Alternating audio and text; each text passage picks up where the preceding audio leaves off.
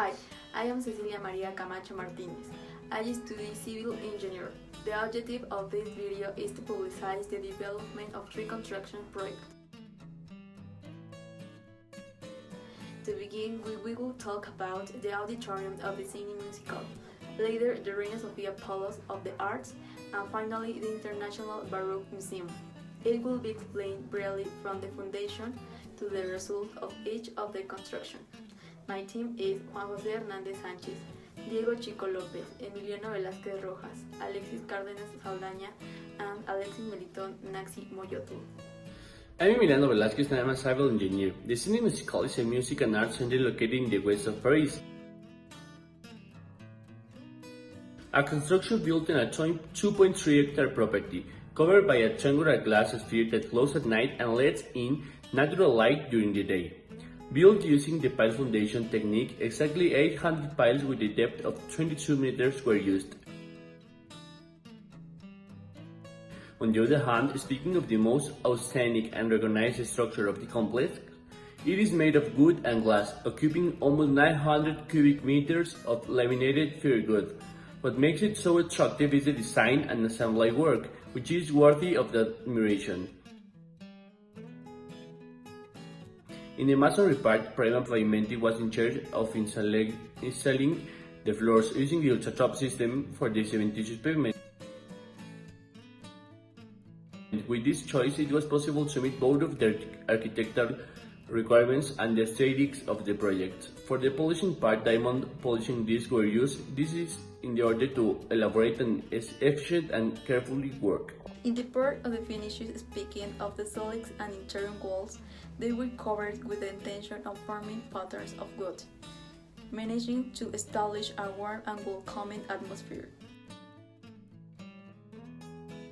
In the part of the roof, there is an attractive green space that encourages the visitors to establish a connection with culture and to finish the implementation of solar panels for power generation.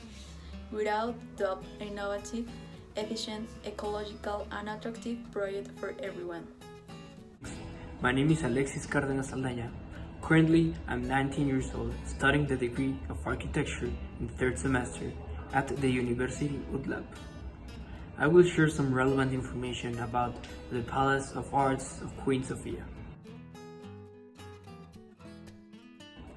It is located in Valencia, Spain, within the City of Arts and Sciences.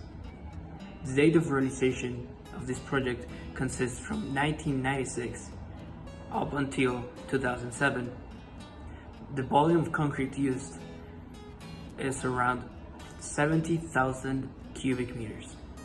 The earth movement in order to create this building is around 275,000 cubic meters. The estimated cost of this project is around 370 million euros. The architecture project was designed by Santiago Calatrava. Calatrava's designs are characterized by a futuristic air and technical and aesthetic innovation. His extensive knowledge of engineering has allowed him to realize and to create some of the most important buildings, such as bridges, structures, all of them worldwide famous. My greatest source of inspiration is nature. Santiago has repeatedly said this in most of his projects, since he inspires most of his designs in birds, humans' positions. In order to build this project, the foundation of the building supports a structure of a great magnitude and rigidity. So it was executed with deep foundations using piles or columns about 65 and 120 centimeters in diameter. The reinforced concrete composed roof structure is a modular system also made up of beams that form hips and valleys in the roof. In order to sustain the structure, it's what Santiago Calatrava made for most of the buildings in the City of Arts and Sciences. Hello, my name is Alexis Meliton, Naxi, Moyotl. I am studying the third semester of civil engineering. The Reina Sofia Palace of the Arts is a clear example that by building cultural, leisure, and recreational works, the periphery and abandoned areas of cities can be recovered, thus revaluing the land near them. It stands as a perfect example of how it's possible to provide a building with unique architectural qualities to transform it into a central point of the urban landscape, and how concrete, as the main material of its construction, contributed to this objective. The work is presented as a large sculpture with a high symbolic context. Its nautical form suggests its proximity to the sea, and its arrangement in the old riverbed of the Turia River, which after having flooded a large part of the city of Valencia in 1957, was diverted to prevent further flooding. The lenticular shape of the palace defines the architectural identity of the building, and its facade provides a dynamic effect of the urban landscape, while offering protection to the terraces and spaces below them. Hello everyone, my name is Chico López and I study civil engineering. Well, today I am talking about the International Museum of the Baroque in Puebla, Mexico. This museum opened for the first time in February 4 in 2016. The company that made this museum called Proyecto Associates and Architects. To elaborate the construction, they contacted the Mexican company Dastec. It's a company that offers the real estate developers, and this company Dastec technology allowed to construction be completed in a very short time. Hi, my name is Juan José Hernández Sánchez and I'm studying architecture. Now let's talk about the foundation that it occupies, its structure, and the different teams that it occupies in the facilities. To begin, let's talk about the foundation. This mainly serves to correctly distribute the weight of the constructions to the floor, and thus avoid a sinking or collapse. There are different types of foundation, but for a museum, it was decided to deal with a foundation called Zapata Corrida. Since the assets of the museum is made with prefabricated pieces, it will help with the proper installation in addition to guaranteeing the structure to withstand and federal district-style tremor. The Zapata Corrida are correctly adapted to the depth of the requirements on the exterior spaces of the museum. The structure of the museum focuses on the Baroque period, which refers to being against rigid structures, hence the curved shape of the wall. The project requires 702 different pieces to achieve what is today the most beautiful museum that we can find in Puebla. The total weight of the museum is 2.5 tons per meter square, which are supported on 4 walls that do not touch each other, thus achieving, structurally speaking, a complicated construction.